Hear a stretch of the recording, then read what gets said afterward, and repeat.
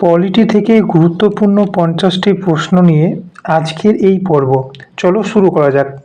প্রথম প্রশ্ন, ভারতীয় সংবিধান সভা কত সালে গঠিত হয়েছিল? সংবিধান সভা গঠিত হয়েছিল 1946 সালে। সঠিক উত্তর অপশন বি।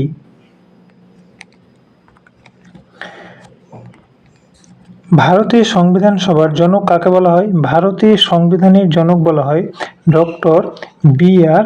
আম্বেদকরকে। ইনি খসড়া কমিটির চেয়ারম্যান ছিলেন। সঠিক উত্তর option A. Doctor B.R.. Ambedkar ছিলেন খসড়া কমিটির চেয়ারম্যান। ভারতীয় সংবিধান প্রণয়নে তার অসামান্য অবদানের জন্য তাকে ভারতীয় সংবিধানের জনক বলা হয়। মৌলিক অধিকার সংবিধানের কত নম্বর অংশে রয়েছে? মৌলিক অধিকার বা ফান্ডামেন্টাল রাইট রয়েছে আর্টিকেল 12 থেকে 35 পর্যন্ত। এবং কত নাম্বার পার্টে? পার্ট 3-তে উল্লেখ রয়েছে। পার্ট 2-এ কি রয়েছে? পার্ট 2-এ রয়েছে সিটিজেনশিপ বা নাগরিকত্ব। এবং পার্ট 1-এ কি রয়েছে? পার্ট 1-এ রয়েছে India and its territory. Part 4-এ রয়েছে ডিপিএসপি। Part 4-এ DPSP. তাহলে এই ক্ষেত্রে সঠিক উত্তর অপশন সি। ভারতীয় সংবিধানের পার্ট 3 12 থেকে 35 নম্বর আর্টিকেলে মৌলিক অধিকারগুলি বর্ণিত রয়েছে। এই অংশকে ভারতের ম্যাগনা কার্টাও বলা হয়। সংবিধানের কত নম্বর অনুচ্ছেদ অনুযায়ী রাষ্ট্রপতি জাতীয় জরুরি অবস্থা জারি করতে পারেন? জাতীয় জরুরি অবস্থা বা ন্যাশনাল এমার্জেন্সি জারি করতে পারেন আর্টিকেল 352 অনুযায়ী। সঠিক উত্তর অপশন এ। আর্টিকেল 352 অনুযায়ী জারি করতে পারেন রাষ্ট্রপতি, জারি করতে পারেন জাতীয় জরুরি অবস্থা। এবং আর্টিকেল 356 অনুযায়ী রাষ্ট্রপতি শাসন এবং আর্টিকেল 360 অনুযায়ী ফাইন্যান্সিয়াল এমার্জেন্সি। রাজ্যসভার পদাধিকার বলে সভাপতি কে? উপরাষ্ট্রপতি রাজ্যসভার পদাধিকার বলে সভাপতি হন। এক্ষেত্রে সঠিক উত্তর অপশন বি, ভাইস প্রেসিডেন্ট। ভারতীয় সংবিধানের 64 নম্বর অনুচ্ছেদ অনুযায়ী ভারতের উপরাষ্ট্রপতি হলেন রাজ্যসভার পদাধিকার বলে সভাপতি। DPSP directive principle of state policy কত নম্বর পার্টে রয়েছে? পার্ট 4-এ রয়েছে। কোন দেশের সংবিধান থেকে গৃহীত হয়েছে? আয়ারল্যান্ডের সংবিধান থেকে গৃহীত হয়েছে। সঠিক উত্তর অপশন বি। ভারতীয় সংবিধানের পার্ট 4-এ বর্ণিত রয়েছে ডিপিএসপি, যেটি কোথা থেকে নেওয়া হয়েছে? আয়ারল্যান্ডের সংবিধান থেকে। প্রস্তাবনায় সমাজতান্ত্রিক এবং ধর্মনিরপেক্ষ শব্দ দুটি কততম সংবিধান সংশোধনীর মাধ্যমে যুক্ত হয়? 42তম সংবিধান সংশোধনী, কনস্টিটিউশন অ্যামেন্ডমেন্টের মাধ্যমে যুক্ত হয়। কত সালে? 1976 সালে। এক্ষেত্রে সঠিক উত্তর অপশন এ। সম্পত্তির অধিকার, রাইট টু প্রপার্টি বর্তমানে কি ধরনের অধিকার? সম্পত্তির অধিকার বর্তমানে একটি আইনি অধিকার।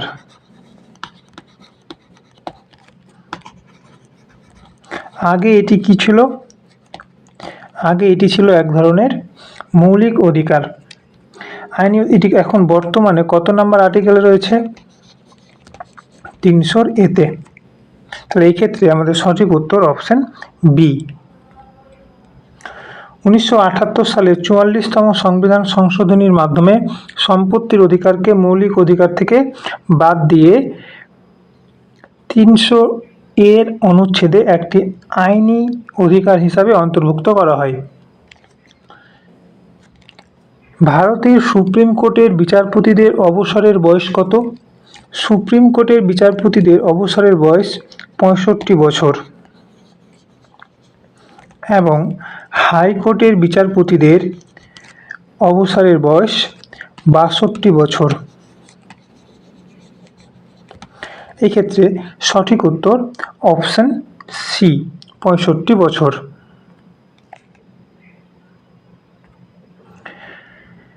ভারতের প্রথম অর্থ কমিশন কত সালে গঠিত হয়? ফাইন্যান্স কমিশন গঠিত হয় ১৯৫১ সালে। তাহলে এই ক্ষেত্রে সঠিক উত্তর হয়ে যাবে অপশন বি। সংবিধানের ২৮০ নম্বর অনুচ্ছেদ অনুযায়ী ১৯৫১ সালে প্রথম অর্থ কমিশন গঠিত হয়। এর চেয়ারম্যান ছিলেন কেসি নিয়োগী। লোকসভার স্পিকার কাকে উদ্দেশ্য করে তার পদত্যাগপত্র জমা দেন? ডেপুটি স্পিকারকে উদ্দেশ্য করে। এই ক্ষেত্রে সঠিক উত্তর হয়ে যাবে অপশন সি। সংবিধানের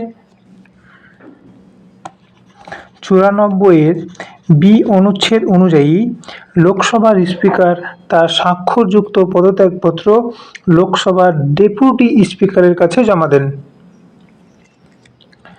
ভারতের সংবিধানের মৌলিক কর্তব্য কত নম্বর অনুচ্ছেদে রয়েছে? মৌলিক কর্তব্য ফান্ডামেন্টাল ডিউটি রয়েছে ৫১A-তে। সঠিক উত্তর অপশন বি।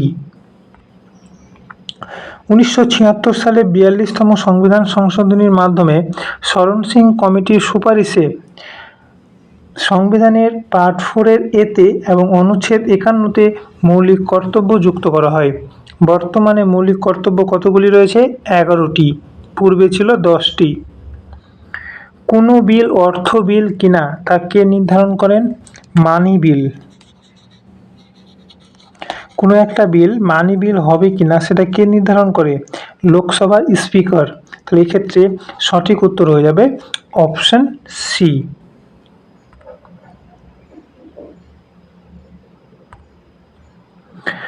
ভারতীয় সংবিধানের অভিভাবক কাকে বলা হয়? ভারতীয় সংবিধানের অভিভাবক অপশন সি।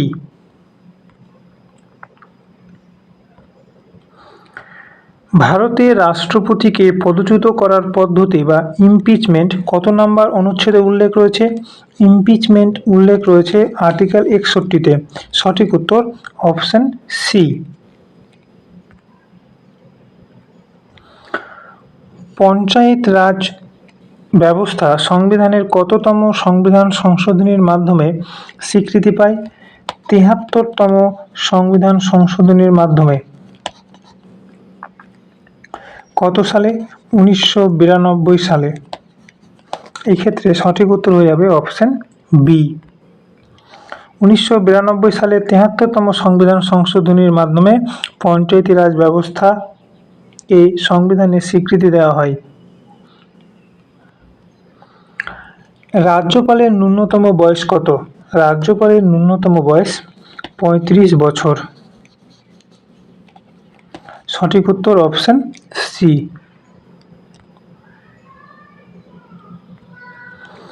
সংবিধানের কত নম্বর অনুচ্ছেদ অনুযায়ী রাজ্য জরুরি অবস্থা বা রাষ্ট্রপতি শাসন জারি হয়? দেখো, রাজ্য জরুরি অবস্থা বা প্রেসিডেন্সিয়াল রুল কত নম্বর আর্টিকেল অনুযায়ী? আর্টিকেল 356 অনুযায়ী।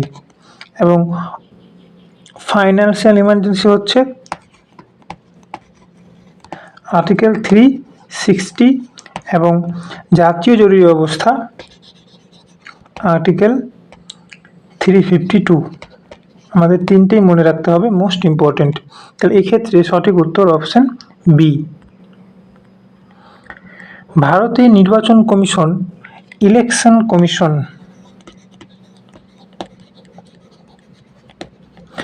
এর উল্লেখ রয়েছে কত নম্বর আর্টিকেলে?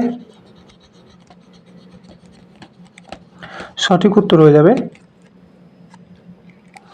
324। 324 নম্বর আর্টিকেলে উল্লেখ রয়েছে। এই ক্ষেত্রে সঠিক উত্তর অপশন এ।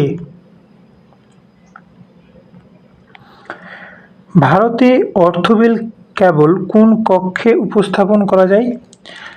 অর্থ বিল অর্থাৎ মানি বিল শুধুমাত্র উপস্থাপন করা যায় লোকসভাতে? সঠিক উত্তর অপশন বি।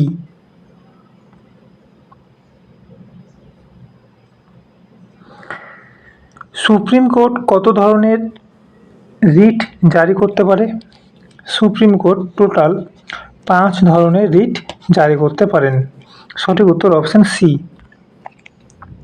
একটা হচ্ছে habeas corpus, mandamus, prohibition, quo warranto এবং সার্টিওরি।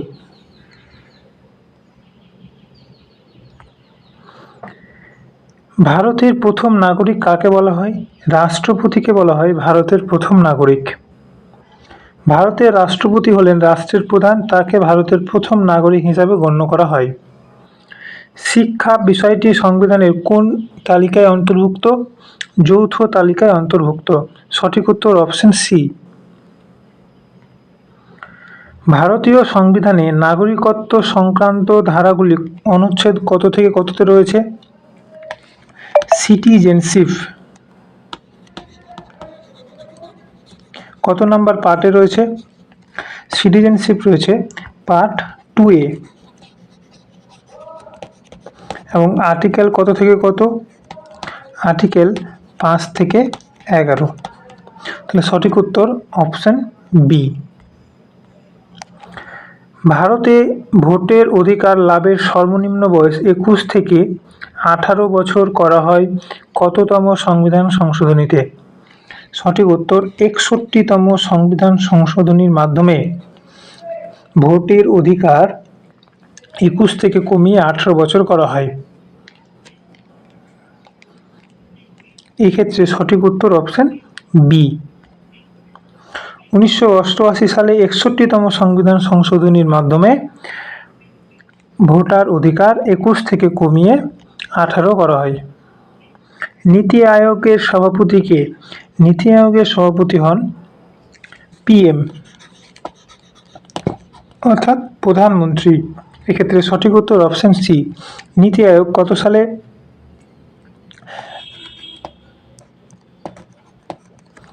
স্থাপিত হয় বা এস্টাবলিশ হয়? সঠিক উত্তর হবে 2015 সালে।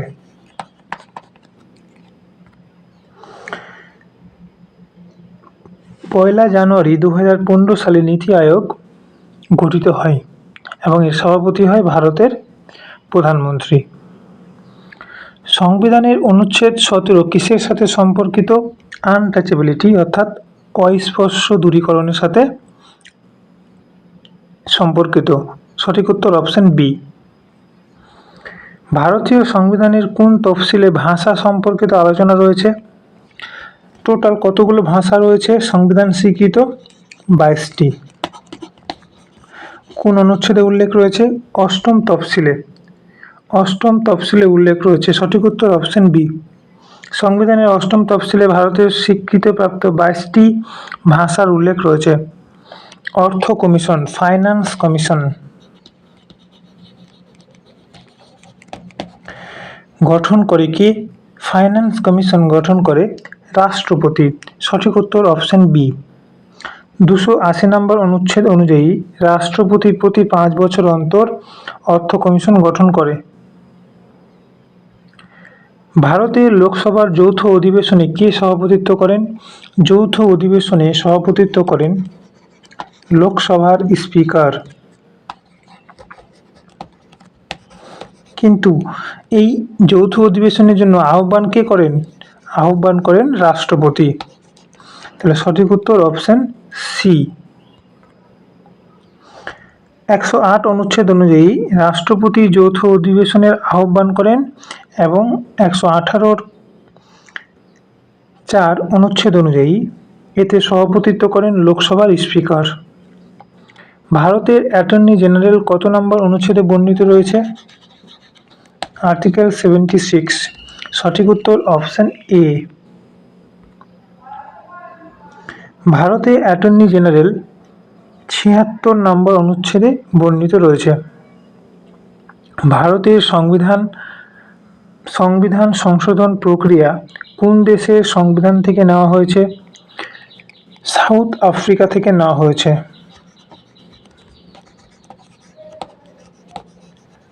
এই ক্ষেত্রে সঠিক উত্তর অপশন বি। রাজ্যসভার সদস্যদের মেয়াদকাল কত বছর? রাজ্যসভার সদস্যদের মেয়াদকাল 6 ইয়ার্স, 6 বছর। প্রতি 2 বছর অন্তর 1/3 অবসর নেন। ভারতের ক্যাগ কে নিয়োগ করেন? ক্যাগ নিয়োগ করেন রাষ্ট্রপতি। 148 নম্বর অনুচ্ছেদ অনুযায়ী কম্পিউটার অ্যান্ড অডিটর জেনারেলকে নিয়োগ করেন রাষ্ট্রপতি। কততম সংবিধান সংশোধনীর মাধ্যমে শিক্ষার অধিকারকে মৌলিক অধিকারের মর্যাদা দেওয়া হয়?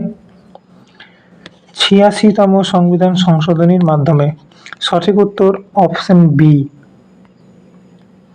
2002 সালে 86তম সংবিধান সংশোধনীর মাধ্যমে অনুচ্ছেদ 21 এতে যুক্ত করে 6 থেকে 14 বছর বয়সী শিশুদের নিখরচায় বাধ্যতামূলক শিক্ষাকে মৌলিক অধিকার করা হয়। সংবিধান সভার সভাপতি কে ছিলেন? সংবিধান সভার স্থায়ী সভাপতি ডক্টর রাজেন্দ্র প্রসাদ, এবং যদি বলা হয় অস্থায়ী সেক্ষেত্রে উত্তর হবে শচীনন্দ সিনহা। ভারতের সংবিধান কবে গৃহীত হয়েছিল? গৃহীত হয়েছিল 26শে নভেম্বর 1949 সালে, এবং যদি বলা হয় কার্যকর করা হয়েছিল 26শে জানুয়ারি 1950 সালে। এই ক্ষেত্রে সঠিক উত্তর অপশন এ। দলত্যাগ বিরোধী আইন সংবিধানের কোন তফসিলে যুক্ত রয়েছে? অ্যান্টি ডিফেকশন ল রয়েছে 10ম তফসিলে।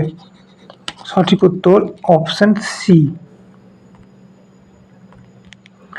রাষ্ট্রপতি সংবিধানের কত নম্বর অনুচ্ছেদ অনুযায়ী অধ্যাদেশ অর্থাৎ অর্ডিন্যান্স জারি করতে পারে?